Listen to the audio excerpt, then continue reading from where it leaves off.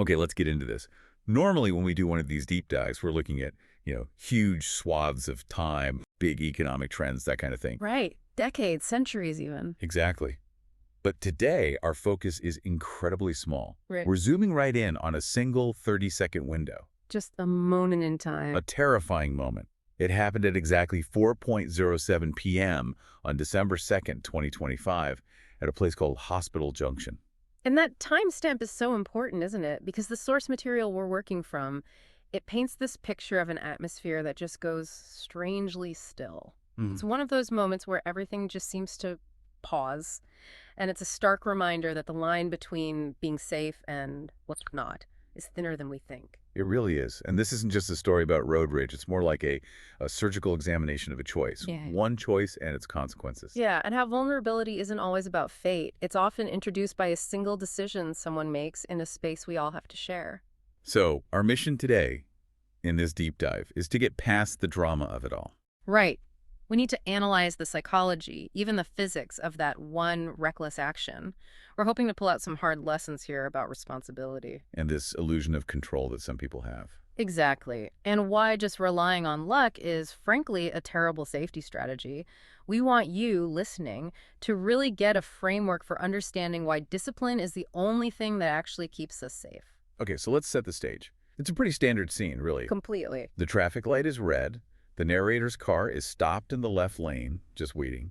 To their right, and a little bit ahead, there's an auto rickshaw. Also waiting. And that setup, that simple red light, it carries this huge promise, doesn't it? A promise of stillness. Yes. And because of that promise, you have people crossing the road. The source mentions children, elders, workers, all of them, trusting that every vehicle will obey that simple red light. That's the social contract right there. But the danger was already there, wasn't it? Just in the geography of the stopped cars. It was. This spatial trap.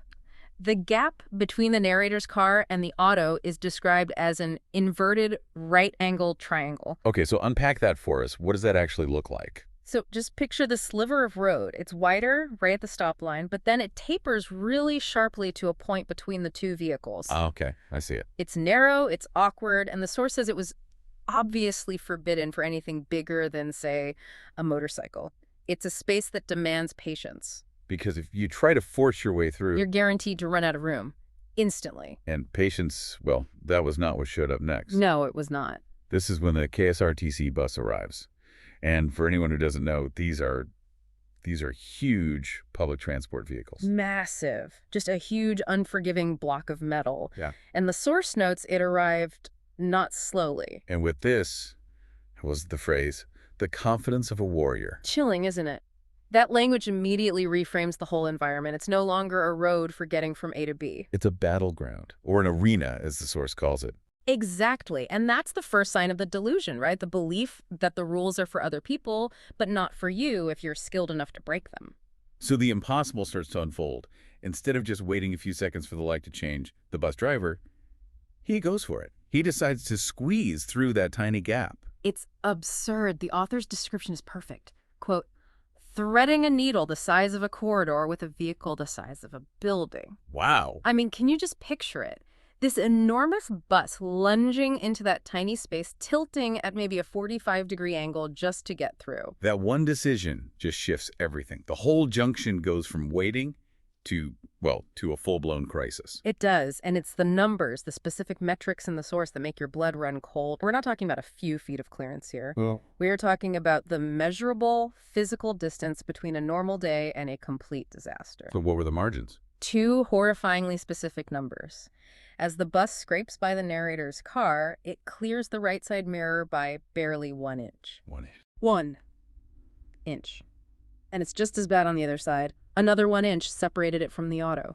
That's not a safety margin. That's a statistical error. That's it, exactly. It's quantifiable proof of indiscipline. That's not skill, it's just a gamble. A gamble that shows this ingrained arrogance, this belief that rules are just suggestions. And of course, that immediately triggers panic for everyone else. Yeah. The pedestrians who had started to cross, they just freeze. Because their faith in that red light were just betrayed violently. The auto driver is completely boxed in, powerless. And the car driver, the narrator, Their reaction is just pure instinct, right? Laying on the horn. Short, sharp, panicked bursts. It's not a warning. The source makes it sound like a primal scream for space that isn't there. But the really fascinating part is that the initial squeeze wasn't even the closest point of failure. No, it was the correction. Because even in that tight space, the driver has to suddenly swerve a little to the right. Why? To avoid a pedestrian who, completely understandably, misjudged the bus's speed. Of course they did. Who expects a bus to be weaving through stop traffic? Right. So that little swerve, that tiny correction, brings what the source calls the Titanic-like hull of the bus sweeping dangerously close to the car. That must have been the moment everyone held their breath. That's the one. The source describes this silent prayer that you don't hear the screech of metal on metal. The physics of it are just unforgiving. Any bump in the road, any slight lean, And we'd be talking about a very different outcome. you can just feel time slowing down in the writing. A few seconds stretch into 10. It's an eternity where everyone's heart just stops. It becomes this shared crisis. One driver's choice becomes everyone's trauma. And then nothing. And then the tension just breaks. By what the author calls divine irony, the bus makes it through. No crash, no injuries. There's relief.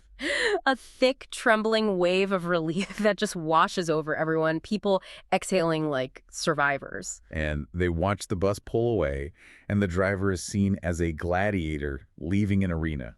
Such a powerful image, triumphant in his own mind, but completely oblivious to the terror he just caused. And that feeling, that trembling relief, that's where we pivot, isn't it?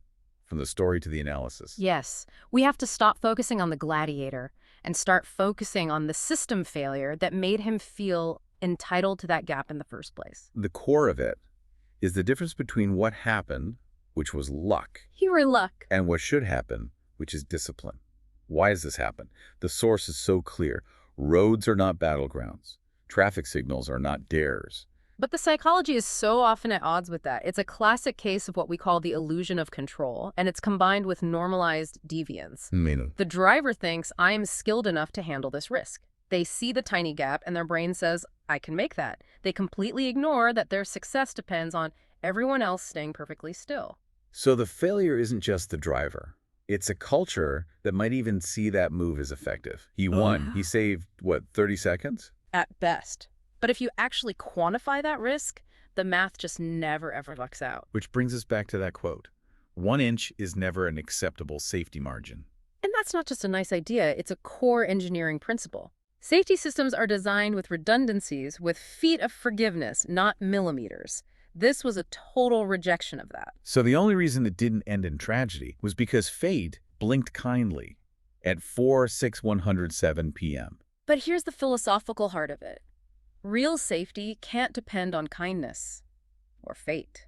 It depends on choice, on discipline. Which brings up the bigger picture. What were the missing elements here? Patience, obviously. Discipline, yes. But the big one, I think, is respect. Respect for every single life in that junction. Everyone, from the people in the car to the terrified elder trying to cross the street. That choice to squeeze through showed a complete disregard for all of them. And this is where that viewpoint difference is so critical. To the driver, the gladiator, he pulled off a stunt. It was a win. That's his internal selfish narrative. I beat the system. But to everyone else, the witnesses who felt the shadow of that bus, it was horrifying. The source says, to everyone else, it's a story that could have ended in tragedy. And that's the real cost of this behavior. One person's tiny victory is everyone else's trauma and stress. So the reason we spent all this time on one 30-second incident is because these memorable details, the 1 inch, the 4.07 timestamp, the tilt of the bus, they serve as a universal reminder of how fragile our shared systems are. We can't keep trading discipline for a few seconds, just assuming luck will always have our back. So we've looked at the geometry, the physics, the chaos, the relief.